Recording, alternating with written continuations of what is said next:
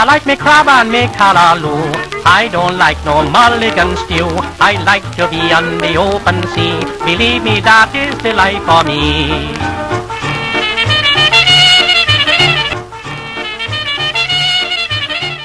Hello, I'm Chester Connell, and this is another edition of Carib and Callaloo.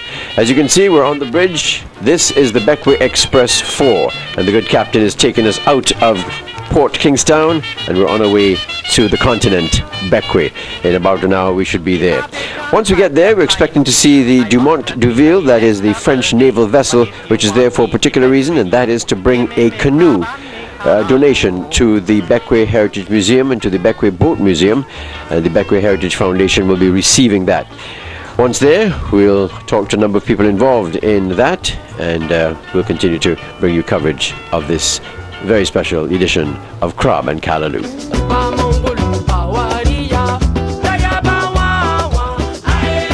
Today, we're seeing the arrival of a canoe. And that itself, of course, is a reconnection with Bequia's history and with the history of the shipping world. Dugouts or canoes are the oldest type of boat known to man. Archaeologists have dated canoes back to 8,000 years, particularly in Africa and in Asia, in Europe, and here in the Americas back to 6,000 years. Canoes have been found in Florida dating back to 6,000 years. Looking at the Bequia Channel as we make our way to Bequia, and we can see St. Vincent fading in the background. Well, it isn't exactly fading, it's pretty impressive actually, with the mountains and the coastline. Just the one remembers the indigenous people of St. Vincent, the Caribs, who of course would have been traversing the seas, moving between Bequia and St. Vincent at will in these same dugout canoes that we are speaking about. What are your thoughts right now? Toss your mind a few thousand years back. Look at the ocean. Do you think much has changed? I suppose the answer to that is yes and no. In one sense, things have not changed. You know, the same amount of water, when we think about it, is really profound. The same amount of water that existed in the ocean 12,000 years ago exists now, at least so the scientists tell us. The same amount of water that existed when Christ was on the earth, when Jesus was on the earth, exists now. It just goes around and around in a cycle. So certain things remain the same. And certain things change. The French have a saying, plus ça change, plus c'est la même chose. The more things change, the more they remain the same. And for us here, as it regards our civilization as a people, they have not really changed. So here we are on a boat going from St. Vincent to Bequia. That has not changed. That's what the Caribs did, that's what the Callaloo did, but it's changed from, of course, the type of boat, from a wooden boat to a metal boat.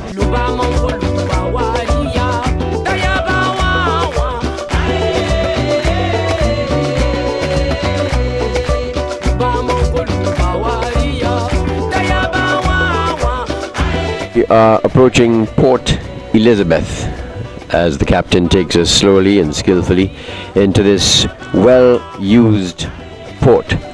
A port that would have been known to our ancestors as they moved from the south in their dugout canoes north, inhabiting these islands and making them their own. In fact, there was no such thing as making it your own. It was all part of the oneness that was creation. It is not a native concept to own land. One does not own land. That's a European, Eurocentric idea that was introduced. So these ancestors of ours would have come right into what you're seeing now. Of course, just imagine no boats, no houses, just forest and sea. They would have pulled in here probably at this speed as well. We're probably doing about 2 knots or so, very slowly as we pull into port. Nice glide into this Port Elizabeth. We have arrived at Port Elizabeth. The Bequia Express is now docked and tied up, and this is a scene that is repeated many times during the day as the vessel disgorges its passengers and cargo, and as passengers come on. It is a frenetic activity that continues. Hello, how are you? How are you? And of course that also happens as well, where friendly natives of Bequia greet and meet you as you visit this wonderful island. So we're here, we're going to be going towards the almond tree now, this famous meeting place where we will meet with the others, the officials who will be welcoming the officials from the French naval vessel who will be donating this dugout canoe, which we're eagerly looking forward to seeing here in Bequia at the almond tree. So let's go. We're being taken to Frangipani Hotel by Louise Mitchell Joseph, of course, who is a central part of Bequia and has been so for many, many years. This is where she was born. In fact, she was probably born at Frangipani when it was a house. Tell us the history there. Actually, it was my dad who was born at the Frangipani Hotel when it was their family home. I actually was born in Kingstown, Chester, but I didn't stay there very long, apparently just a few days, and then they brought me right back to Bequia, where I grew up. Indeed, so you can be officially a Bequian and of Bequia heritage. Well, let's jump a few years to the present moment and tell us what is this mission that we're on from your perspective. Well, today what's happening is that we're having the official handing over of a dugout traditional Carib canoe from the French to the Bequia Heritage Foundation. There's a museum in Bequia that houses the boats of the region, of which obviously the dugout canoe is a critical one. And this particular canoe was purchased from a group in Martinique called Carisco a couple years ago, but we were not able to transport it from Martinique to Bequia, and fortunately through a great collaboration that the National Trust now has with the Alliance Française and the French government, we were able to mobilize a French naval vessel to bring the dugout canoe to Bequia to be placed in this museum. So that's what's happening today. Excellent. And from here, what is the plan? Well, this morning the dugout canoe is actually going to be arriving into Port Elizabeth, where it is going to be pulled up under the almond tree, and the public are going to have an opportunity to look at this piece of history, because this particular canoe is built according to all of the traditional techniques of the Caribs.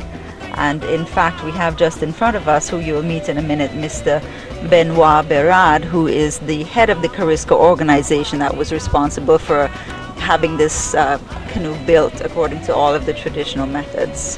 Is James Mitchell going to be present at any of this? Yes, he'll be present at the ceremony today. In fact, it was some 30 years ago where the land for where the museum is located was actually purchased, and at the time he was in a position to facilitate that land being bought from the government for the purposes of a museum in Bequia. So what you're seeing today is a result of 30 years labor of love.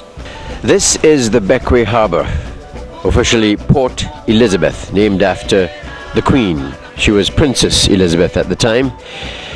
In days of yore, when Bequia was a very different place. Today, yachts still enter this harbour, though we're told not in as great numbers. But yet some things still remain. The gathering under the almond tree, which is where we are today. This particular almond tree is an offspring, an offshoot of the original almond tree, which stands behind me and slightly to my right. And many a gathering has taken place here. A political gathering, a social gathering, a festival gathering, a carnival gathering, or just the old fellas having a chat under the almond tree. We see some of the familiar characters, entrepreneurs selling their wares, roast corn it may be, or it may be bread nuts, local fare. Some things still remain, and these are good things. We see the taxi men who await business for the day. Business seems to be slow today, but some of them have been here for generations. Some of them have been under this almond tree for 50 years, doing the same trade, faithfully awaiting customers to take them to their destinations on Bequia. Today the occasion is the reception of a gift, a dugout canoe. And what's so special about this canoe? The fact that it is a reconnection to our heritage, to our story. Heritage is history distilled. We have a world of history, all events, all times, all places. And then out of that we distill our own history, our story, our heritage. And that is what we're here to cover today under the almond tree in Port Elizabeth. As we think of our colonial past, as we think of our native past, as we think of our Amerindian past, our Kalinago past. This is a boat building country, a boat building island. It is within the blood and salt and sea of the people of Bequia. We're chatting with Mr. Herman Belmar. He is the chairman of the Bequia Heritage Foundation. That is the role that he's playing today here under the almond tree in Port Elizabeth, Bequia. As we speak, Mr. Belmar, there is a very special item on its way, literally on the sea, to us. Tell us what that is and the details of it. Okay, thank you for coming, Chester, and thanks for being here for this very special occasion. I think today we're going to be witnessing the landing of an indigenous Carib type canoe. This canoe was built by the indigenous Kalinago of Dominica and Martinique, and it has a history all documented, and we have purchased it from the Carisco group of Martinique, which is an organization that is mandated to preserve the cultural tradition and history of the region. They have built canoes and paddled all the way from Grenada to Antigua to demonstrate the passage of our forebears through the islands. And this canoe was built and used in Martinique by these Indians, and we have actually bought this part of our natural history, and it will be stored at the Bequia Heritage Foundation Boat Museum over in Friendship for posterity.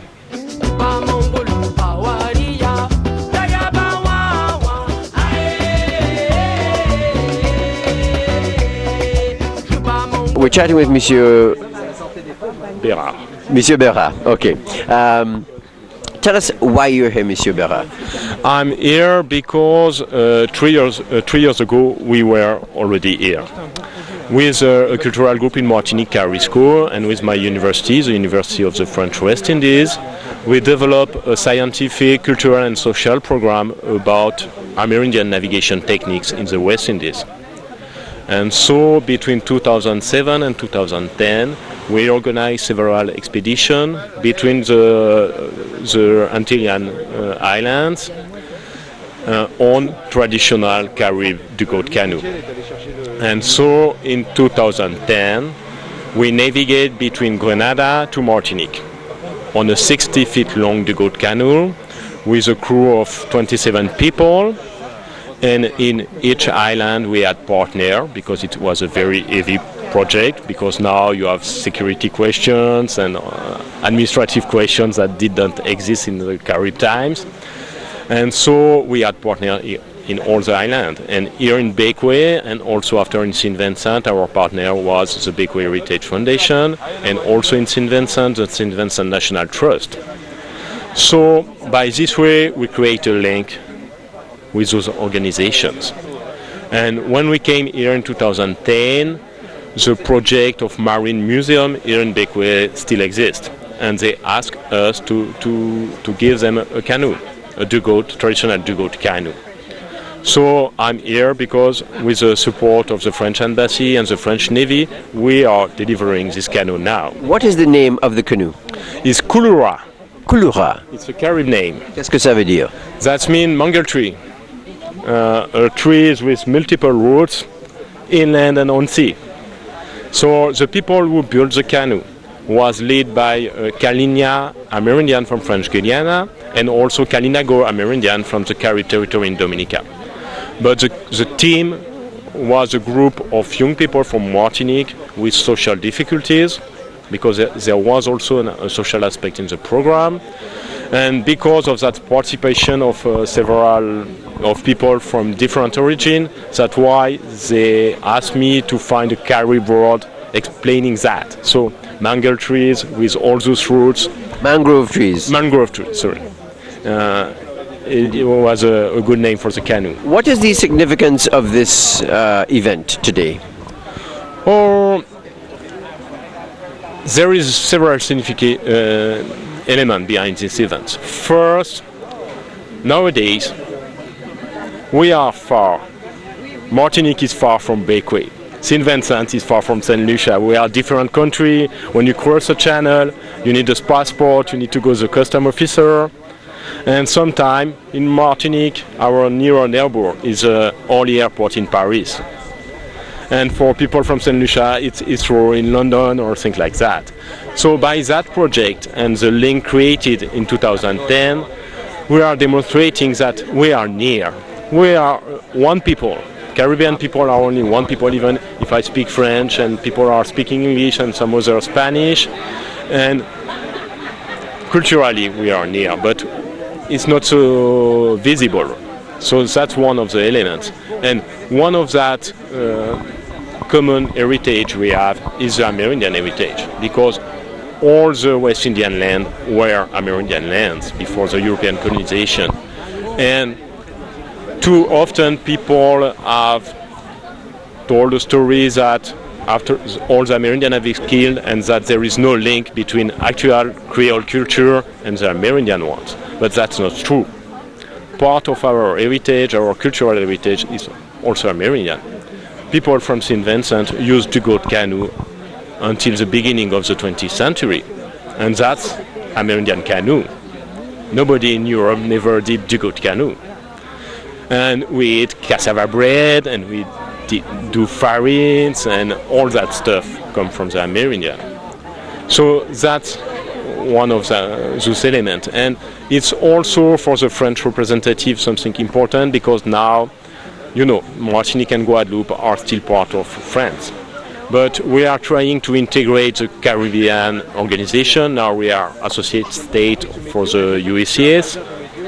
And the ambassador here for the USCS country is very sensitive to try to develop the collaboration not only between France and St. Vincent and the Grenadines, but also directly between Martinique and Guadeloupe and St. Vincent and the Grenadines.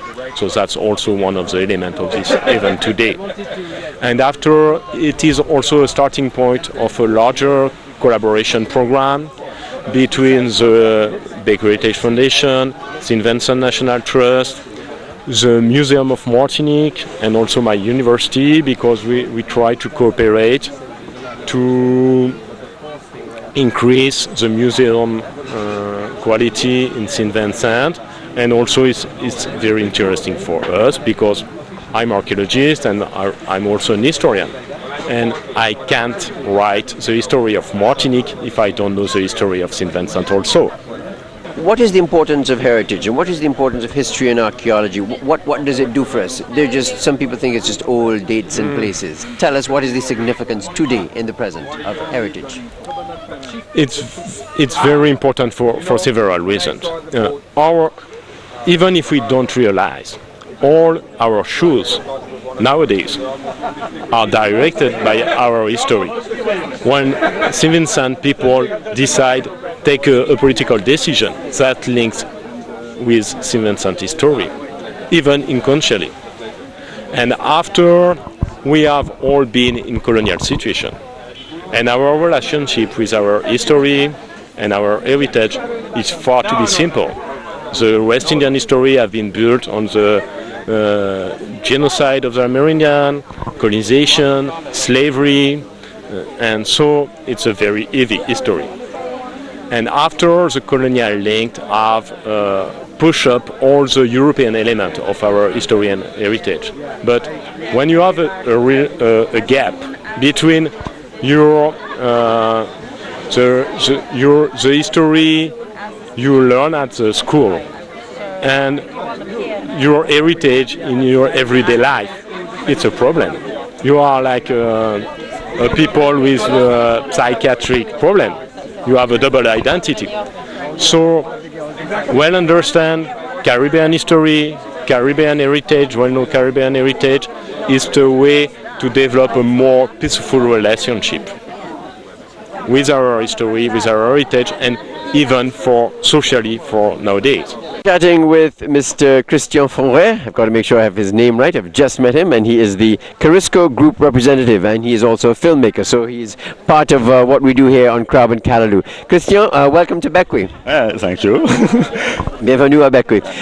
Okay, now tell me, what is Carisco? What is that group? Yeah, Carisco is an organization in Martinique, and we work with a lot of young people, sometimes young people with some difficulties, social difficulties, and also is an organization who try to study the history of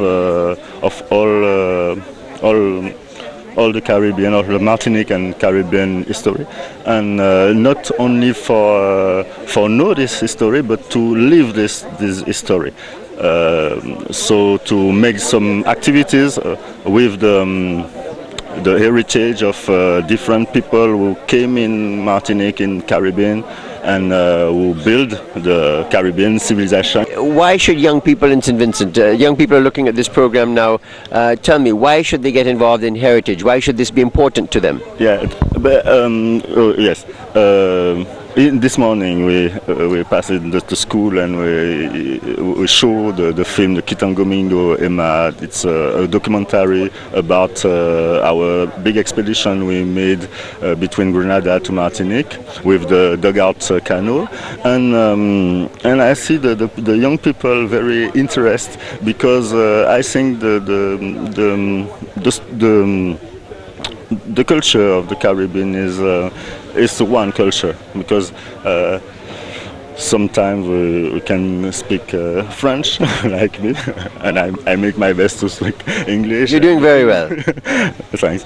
And in another island they speak Spanish, I don't know, but there is a culture very profound, deep. Yes, a deep culture. It's Caribbean culture, and with this kind of film, you can see a part of this culture, and I think people and young people are very sensitive. To this part of their heritage. So we were chatting with Christian. Now we will go straight across to Peggy Desroses. Okay, bienvenue à Bequia. Bonjour. Merci. Bonjour. De rien, il n'y a pas de quoi. So, okay, now we're going to switch to English. We're going to speak English slowly. I will speak very slowly and ask you. So, I said, welcome to Bequia, and what is your role here today? What are you doing in Bequia today? Okay, I'm come in Bequia today for working in 3 museums. Archaeological museum, Marine Museum, and c'était quoi le troisième? Je sais plus. Où sont les museums? Where are the museums? In Kingston and Bequia. Garden. The Botanical Garden project. Okay, so you're going to be helping us with these museums? Yeah, I'm come to help us on the exhibit, because I'm working in an archaeological museum in Martinique, and I'm working on the preservation of the collection and on making exhibit in the museum. And I come here to explain how do exhibit. Okay, have you seen all our exhibits? Have you seen our museums? Yes, I see the 3 museums. And what do we need to do? What is the state of our museum from your professional point of view? It's okay, you can be truthful. In French, Tu veux pas français? Ok, fais ça. En fait, donc dans les 3 musées, on a alors dans le musée d'archéologie, il y a des collections, il y a de très très belles collections archéologiques. Okay, hold on. Let me translate that. You said that in our museums we have very good archaeological collections, Yes. and they're very beautiful. Exactly. Et mon but, c'est de pouvoir les mettre en valeur. You have to put a value to it. Yes, exactly. It's very important for the population to know this collection, and this it is the same for the Marine Museum. We have a collection, important collection, who tells the story of the marine in Bequia. Yeah, the maritime history.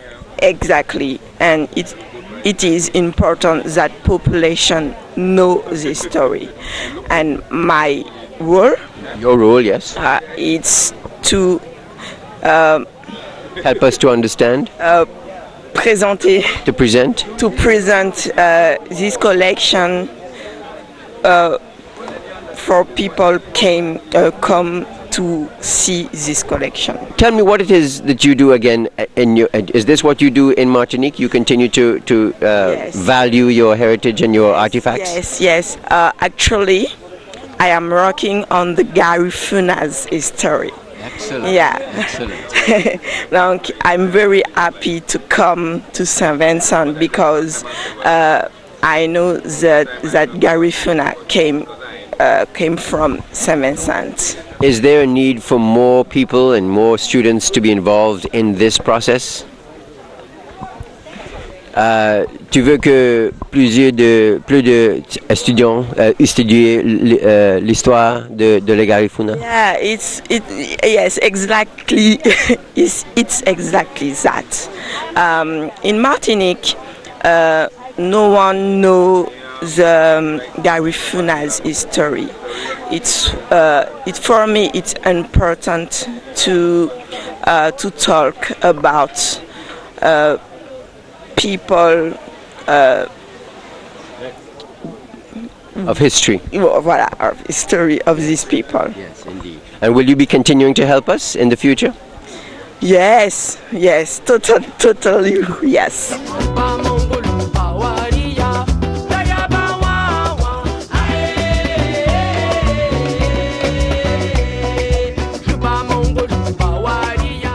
This is a historic moment for us here in St. Vincent and the Grenadines, and in particular in Bequia.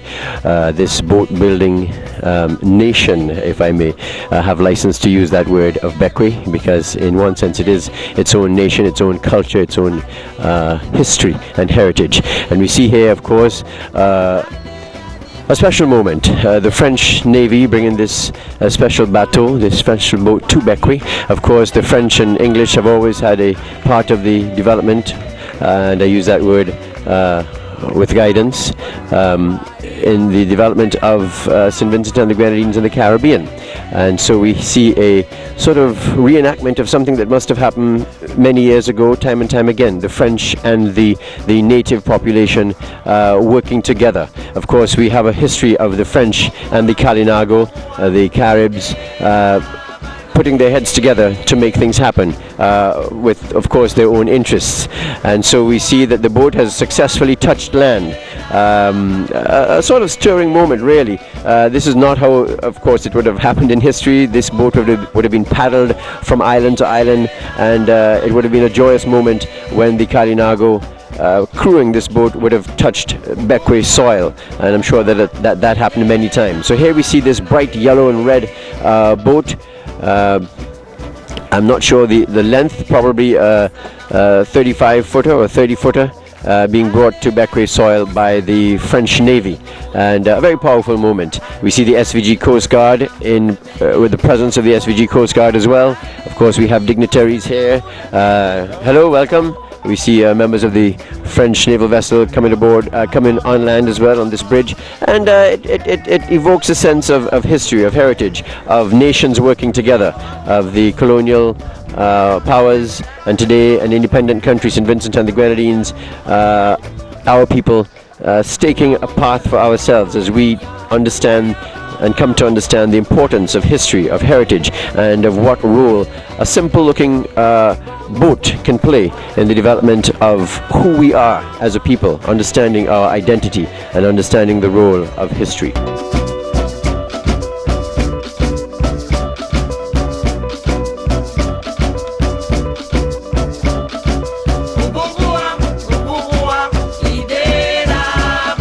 Sir James, as you observe this, what's going through your mind?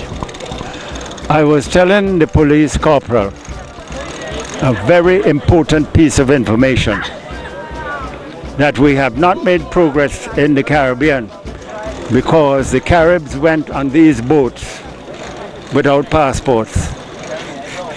We have retrogressed. We have retrogressed when it comes to freedom of movement. Indeed, and this artifact here has a lot to say. A lot to say. That you had no way there in that to hide any document. And there was no need. There was no need for any documents to go between the islands. How do you think we can move forward now from here? You've been a champion for Caribbean integration, and you made some progress, but it got stalled. And we see a small snapshot of where we need to go, as you just referred to.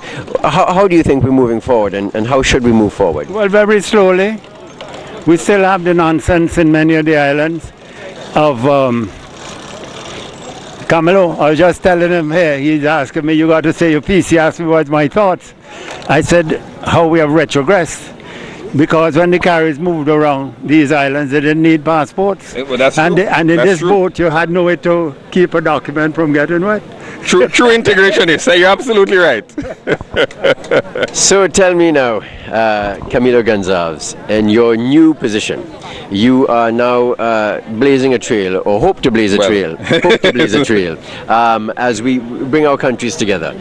First in the Caribbean, we have to get a sense of who we are, yes. and this boat is a significant snapshot of that progress. Hopefully, moving forward, as Sir James was just saying, there was a time when these moved in between the islands, yes. And we're struggling today to find even a connection between St. Lucia and ourselves, Barbados and ourselves. How do you see this playing out in that whole process? Well, first of all, you'd have to, any discussion of integration in the region has to recognize the invaluable role played by Sir James, who was an unapologetic integrationist, and has always held very strong, has made a number of initiatives about the free movement of people of the Caribbean, between and among the islands of the Caribbean.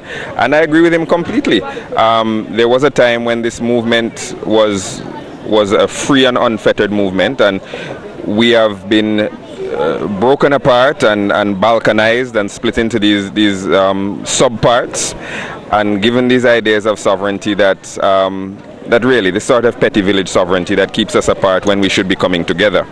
I think the OECS has been doing a great deal of work in recent years in trying to facilitate free movement and also ability to work in the islands of the OECS. CARICOM is unfortunately and sadly lagging quite a bit behind, but it's a dream of mine. I believe I would share it with Sir James, that anybody from the Caribbean should be able to travel anywhere in the Caribbean and work anywhere in the Caribbean. And to the extent that the indigenous people of St. Vincent and the Grenadines could teach us that, it's a lesson worth learning today, certainly. And what should be the lesson for children looking at there? We are surrounded by them. What should they take from the arrival of this artifact? Well, I think it's an important historical lesson, first of all. What we have to remember is that when the enslaved Africans were shipwrecked off the coast of Bequia and later became the Garifuna, they were rescued by what were then called the Caribs. And they would have been rescued in canoes that are not too far off from what this canoe looks like. So we owe our birth as a nation. We owe our history and our ethnic makeup as a nation to the people who piloted these boats hundreds of years ago. And were it not for people in these boats, they wouldn't have brought those shipwrecked and enslaved Africans ashore in St. Vincent from Bequia. And we wouldn't have the rich history we have of the Garifuna. We wouldn't have our national hero Chatoyer. And we wouldn't have an understanding of who we are as a people. So I think the school children need to learn the historical context in which this boat comes to us.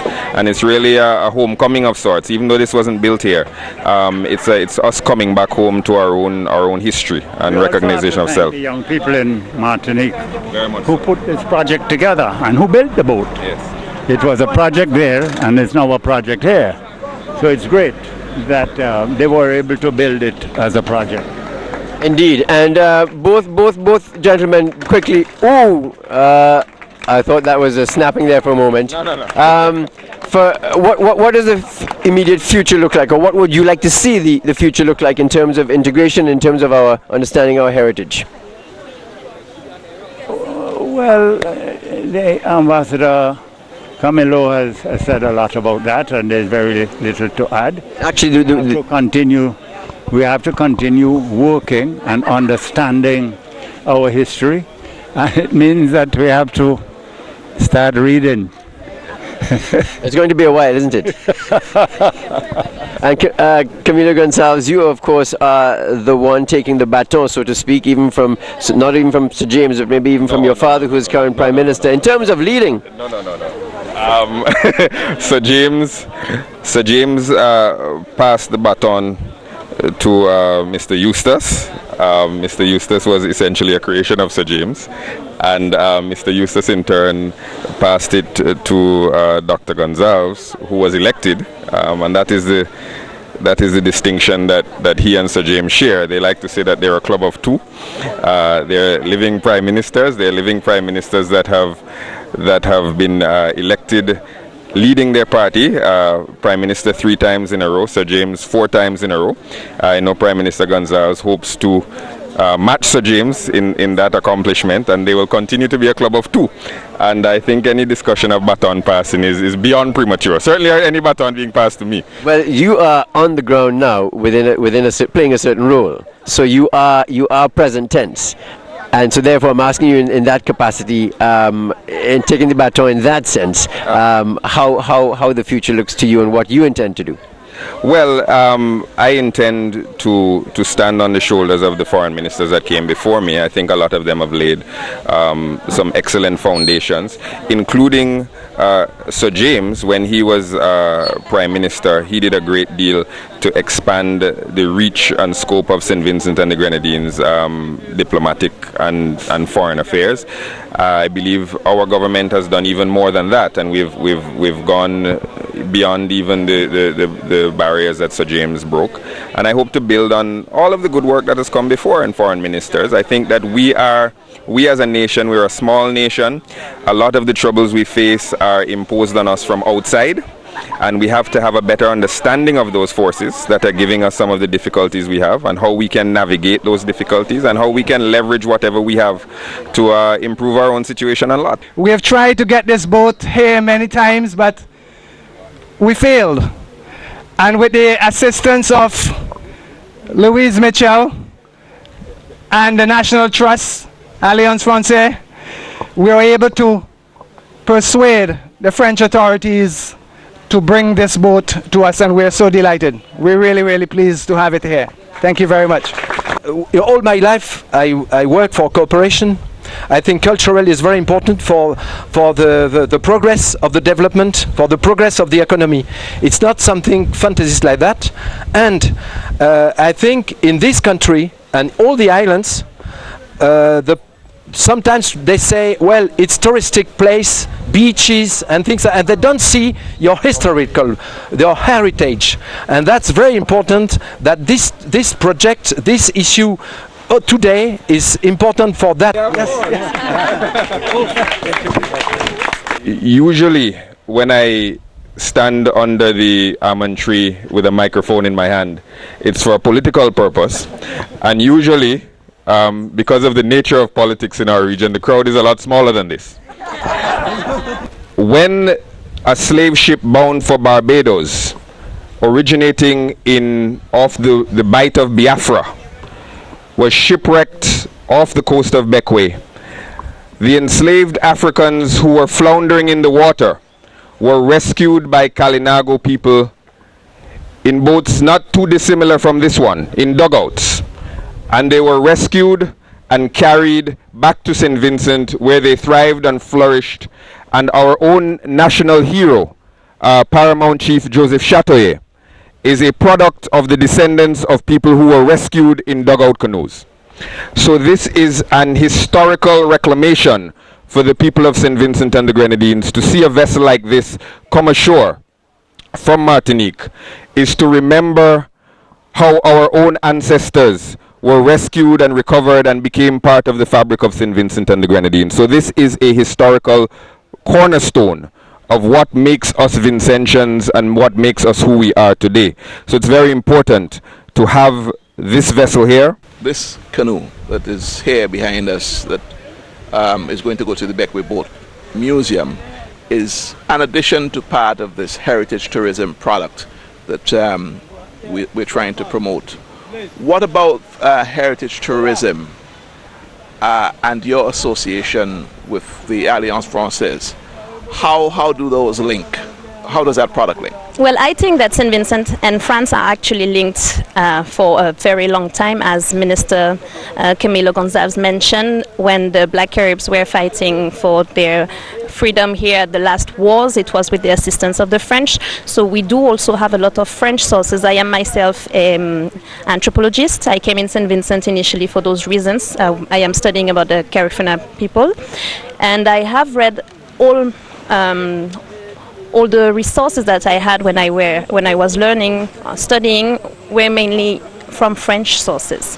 So I think that there is a huge work to do on this. I think that we can recover a lot of things that are not yet available here. I think that we can as well work with the region to have also people from Martinique, also from the French West Indies island, come in here for these purposes as well and start to understand that it's a Caribbean region. People used to travel from island to another one, and we have a lot of in common as well.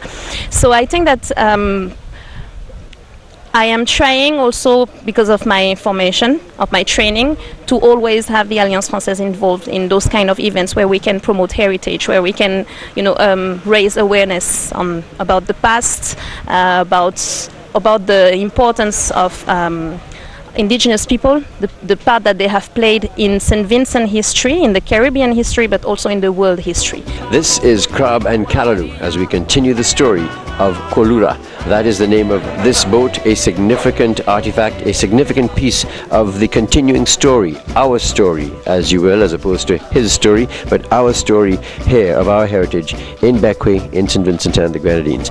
This boat arrived today, brought here by the French Navy and brought to this point, the Bequia Boat Museum here at Friendship on the way to Hillary. This boat was made in Martinique in 2009 and was made using the original methods. The trunk from which the hull was dug out was cut from the national forest of the Gros Morne, strictly adhering to ancient sacred rites and rituals. The upper planks are Guyanese red grignon with the ribs and seats made from roble.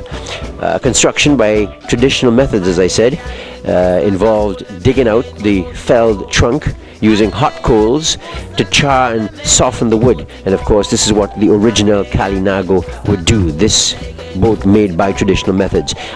After doing that, they would slowly scrape away the wood using stone or iron tools, repeating the charring and scraping process until the desired hull that they were looking for and the desired hull thickness is achieved. So we're here at the Bequia Boat Museum, where it is beginning to buzz with activity.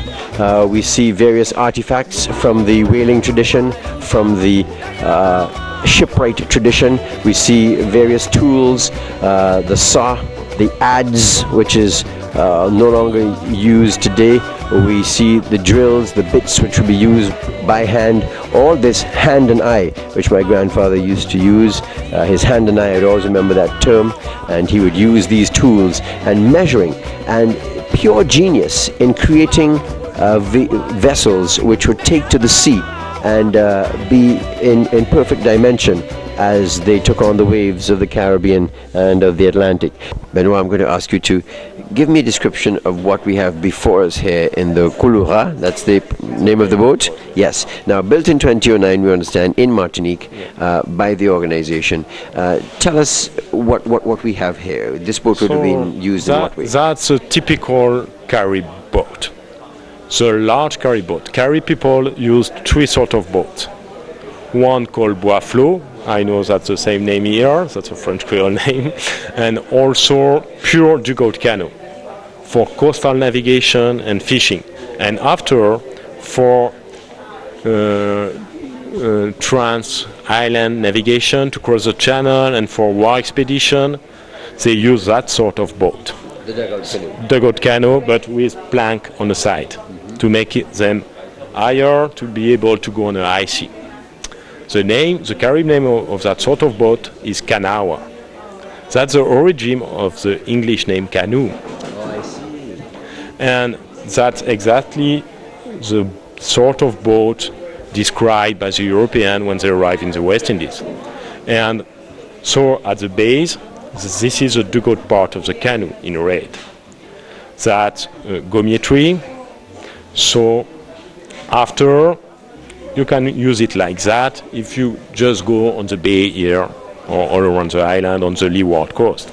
But after, if you want to go from an island to another, you need to add planks on the side, and that's the characteristic of this boat. And that's a very typical West Indian and coast of the Guyana boat.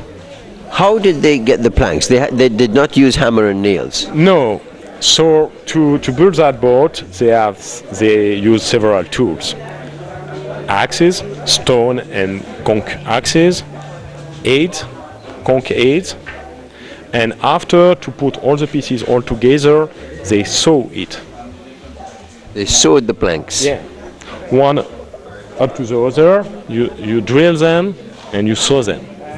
And and after, you can use pitch. You know, there is pitch in the West Indies. In Trinidad, there is a pitch lake, and we found pitch on the Amerindian ceramics, and we know that there was an important trade of pitch between the island. So you can use pitch, or also some gum tree, like a balata tree. Yes, balata tree. Yeah, to fill the hole and go on the sea with it. Tell me about the actual transportation, the experience of traveling. How many men would this take and how would they move it? With a canoe large like that, it's 40 feet long. You can put 20 people on it. And we did some experimentation, and we go 3.5 knots as an average speed. So for example, to go from Port Elizabeth to Kingston, it's 4 hours, not so much. And they'd be rowing or paddling? Paddling, no row. No row. Paddling, there is nothing to put the row on the side of the boat. That's paddle. That's one of the most surprising things for the European. In all the historical accounts, they say that's very strange. They are looking in the direction they go, because when you row your back, you row like that, and the Carib paddle like that. So they see where they go. Yes, very interesting. Would they have fought from these? Would any battles have been fought with these boats? Were these used in battle at all, as far as we know? Oh, they use them for war expedition, and we have a lot of data about that. People from the Lesser Antilles, sorry, in relationship with people from mainland, organize a razzia expedition in the Greater Antilles on the Spanish colonies in Puerto Rico and things like that. And after, one island against other Amerindian people, and they use them also to attack some boats. They use them to rescue the slave that became after the Garifuna people. And when you look at the Christopher Columbus caravel, they are not so fast, because at the maximum speed we go at 6 knots with that sort of boat. That's the maximal speed of the Christopher Columbus caravel, and you can go against the winds, and so they are more maneuverable than the European ship. But after, at the contact time, Carib people very quickly start to use sail also, very small sail, because they use cotton, and they have all the skill necessary to develop sail. So they continue to row, but they add a small sail to help them. What are your thoughts now on what has happened today? Well, first of all, I have to confess that I am glad that I am one of the founder members of the Heritage Foundation, but I had to be reminded of that actually because it was a long time ago when this was created, and I was still studying in Canada. And as I recall now, I was telling Pat Mitchell about this, that I remember that the meeting that we had, but not the details about what was done. And I was away most of the time when they were all working very hard to try and make the dream or the conception of the Heritage Foundation and the work that it was proposing to do into reality. So I'm very grateful that they have stuck with it over the past almost 30 years now, and that they have done a lot that hopefully others will be able to take up on and continue as we go forward. I mean, there's a commitment there from the people who are involved. Personally, I am, very much in favor and committed to this kind of preservation of our history and our traditions. And this is one of the vehicles for doing that here in Bequia. When you look around at the boats here, the first thing that strikes you is that each one tells a story essentially of a miracle. Because to my eyes, it's a miracle that you can catch a whale in essentially a homemade wooden boat. And to my eyes, it's a miracle that the Callaloo and the Garifuna traversed the entire Caribbean in a homemade wooden boat. And when we think about the evolution of boating and shipbuilding and yachting, we know a lot about monohulls and catamarans and all of these things that we think to be necessary now to go from one island to another. You realize that people with their own ingenuity and hard work mapped the Caribbean in wooden homemade boats. They caught their food in homemade wooden boats, and they built livelihoods from these very small and humble crafts. And it is a remarkable story, and I'm glad that we have now a facility where we can tell that story. The region's roots and history in seafaring and boat building run deep. And I'm glad, I think it's overdue, it's long overdue, and Mr. Belmar told the story of how long he's been struggling with Sir James and others to build this facility. But I'm glad, better late than never, and I'm glad that we have this facility. And in true Bequia ingenuity, it's a small space, but there's quite a lot of information here. We have information about boat building, we have information about whaling, we have the boats themselves. I was telling Sir James that we're missing a picture of him soaked in whale blood. I've seen this photograph and I think it belongs on the wall, but I know now that the Mitchell family are more whale watchers now than whale hunters, so maybe he doesn't want to do that. I would like to repeat and reiterate my very sincere thanks to the government and people of France, and specifically our friends out of Martinique, for bringing this wonderful vessel to us today.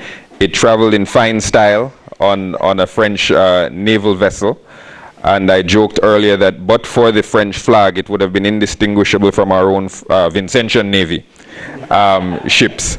But it's a really tremendous act of solidarity and love from them to travel all this way to bring this vessel here for us today. We appreciate it sincerely. I believe it is the anchor of this museum currently. And I want to thank Louise and the National Trust. I want to thank Herman and the Bequia Heritage Organization. I want to thank Alliance Française. I want to thank Sir James, because we've heard about the wonderful work that he has done and his own initiative in this regard. So I think this is a banner day. I know, I'd like to thank the curators of this facility as well. But this is a banner day. I know that it will grow from strength to strength. I know that the story of the seamanship and traditions of Bequia and St. Vincent and the Grenadines cannot be housed in any one building, whether it is this size or 3 times this size. But it is a wonderful beginning, and I hope that school children, tourists, and Vincentians from throughout St. Vincent and the Grenadines can come to this facility, can learn about the magnificent past that we have, and the ways in which it can inform, hopefully, an equally magnificent future. Looking around, as I invite you to do, I trust you'll agree that this museum is a valuable new asset. It will enhance tourism, which supports so many Bequia families. It will be educational for young Bequians who can learn here some of the reasons why they can be proud of their heritage. So the trustees hope that the Bequia Boat Museum will document and thus help us to retain in our communal memory the unique history of the sailors, the whalers, and the shipbuilders of the seafaring island. I would like to mention also the huge contribution made in just the last 2 weeks by Nicola Redway. She researched and wrote all of these explanations here and had them printed beautifully. And it's been unbelievably helpful to us in getting the museum to actually look like a proper museum. So thank you, Nicola, very much for that.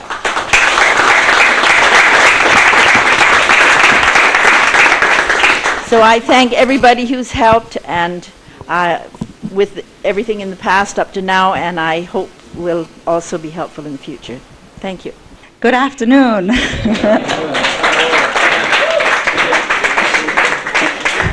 The National Trust is extremely proud to associate itself with this wonderful museum.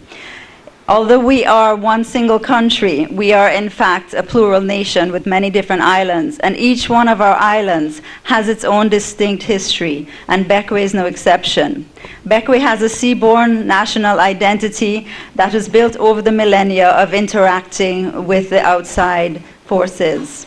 And this museum is a tribute to that maritime history of Bequia.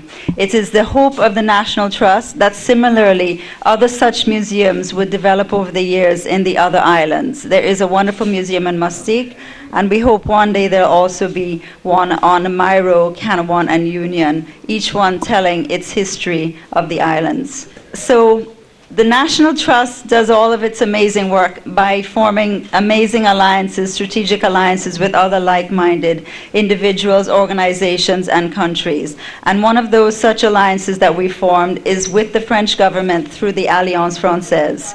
The National Trust now has 3 major projects with the Alliance Française, and these are the restoration of the Fort Charlotte Bridge and the Carnegie Building in Kingstown, the creating of 3 museums, this one here, and the Carnegie Building and the Curator's House, and also cooperation in the area of archaeology. So we're currently working on these 3 projects. And it is within this context that it emerged that a possible area that the French government could help us is in the bringing this canoe to Bequia. This canoe was purchased by the Bequia Heritage Foundation a couple of years ago, even before we started working very closely with the French. The Carisco organization had established a relationship with the Bequia Heritage Foundation, but we didn't know how we would get the canoe here. We had hoped that the sand barge would have brought it from Martinique, but then that didn't work out. So one day I was having a conversation with Francois Truchot, and I was explaining this problem, and he said, well, we'll just get the French Navy to bring it. So I had a big laugh, and we had a big laugh, thinking, yeah, right, you can't mobilize a Navy to bring a little canoe for us. But it's amazing. It just shows you really have to wish for something, and sometimes what you wish for actually happens. So I want to take this opportunity as chairperson of the National Trust, really to thank the Alliance Française and the French government for making this possible, for making it possible to have this canoe here, which really is the anchor of this museum, as Minister said, because it is in canoes like these that these islands first became populated. So this was how our ancestors got here. It's in amazing dugout canoes like this one. So you've assisted us in establishing our anchor, and incidentally, the anchor is actually the symbol of the Bequia Heritage Foundation. So thanks very much. I think this is where we can wrap it up for another Carib and Callaloo, as we remember the words of 2 authors from one particular history text who said that history is not just about the past or even writing about the past. It is the act of selecting, analyzing, as we are doing, and writing about the past, which is what we are doing effectively. And so let us all be a part of that process. Let us all be a part of understanding, selecting a particular part of history, analyzing, breaking it apart, by going to the museum, understanding what this parag does and meant, and documenting that in our lives with a greater understanding. So on behalf of Tony, I'm Chester Connell, thanking you for joining us on this trip, on this particular stirring of the Carib and Callaloo, and we look forward to seeing you on our next program, somewhere, maybe right next to you. I like me crab and me callaloo. I don't like no mulligan stew. I like to be on the open sea. Believe me, that is the life for me.